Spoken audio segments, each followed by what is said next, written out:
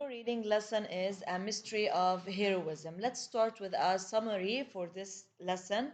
Behind a clay bank which shields an army from the shells of the enemy, shields means protects. The uniforms of the men are covered in dust and dirt.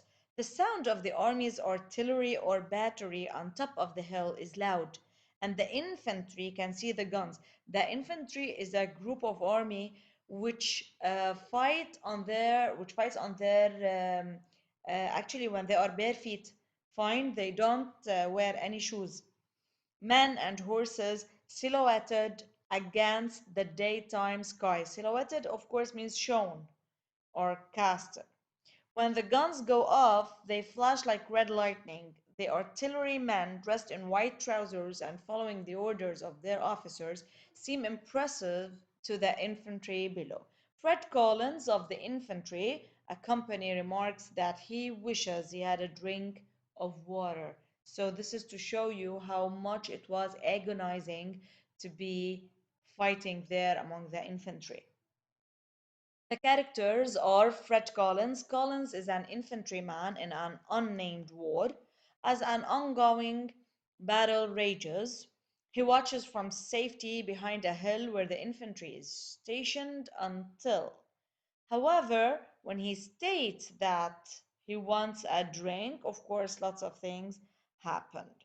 The wounded lieutenant, which is another character, the lieutenant of the battery is a member of Collins' company who commands an artillery battery and who, at one point, rides by the infantrymen.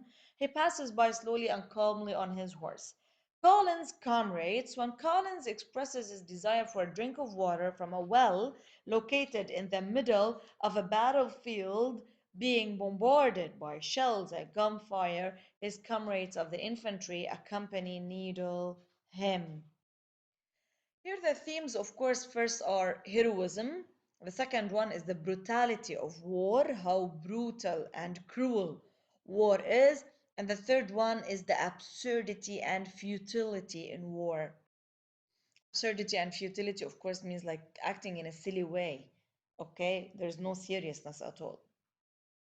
In this lesson, you will find out that water and the well, in addition to the meadow, are symbols for lots of things. The water in A Mystery of Heroism is a complicated symbol. It can be seen as a symbol for what a soldier desires in war, purpose and meaning earned through personal initiative and bravery. Of course, water here is the thing that symbolizes the agony, the utmost suffering is when someone is thirsty and he cannot find water. The meadow and what happens to it during the battle is a symbol of the utter destructiveness of war. At the beginning of A Mystery of Heroism, the meadow is an example of natural beauty. Okay, and then at the end, it shows how destructive wars are. The story introduces a noticeably vague setting, unclear setting, a nameless battle. So the battle was not named, in a nameless war. The army is not fighting for for any identifiable ideal or purpose. There is no reason or purpose for the fight, and the enemy is both nameless and faceless, present only via the exploding shells it shoots only. This is the only thing that we know. By providing no context or reason for the battle, what gets emphasized instead is its violence. So this is why they didn't mention names and real settings, just because they wanted to show violence in general, how destructive it is, and the senselessness and waste of that violence.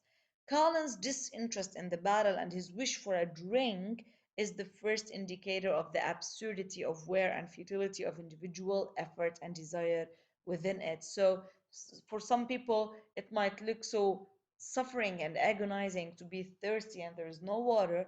However, here, usually, when someone is um, fighting, he forgets about everything. So, to show you that he's in a massive need for water, this means that he really doesn't care that much, or he's not taking the war that seriously or the battle that seriously. Colin's personal preoccupations are more important to him than the nameless battle, as I said. okay, yet seem absurdly trivial in the midst of such violence. So, as we said, to Collins, water means more than the battle itself. However, to us as readers watching how violent the battles are and the war is, we have to look or view water here as a trivial or absurd need in such a setting or in such an atmosphere.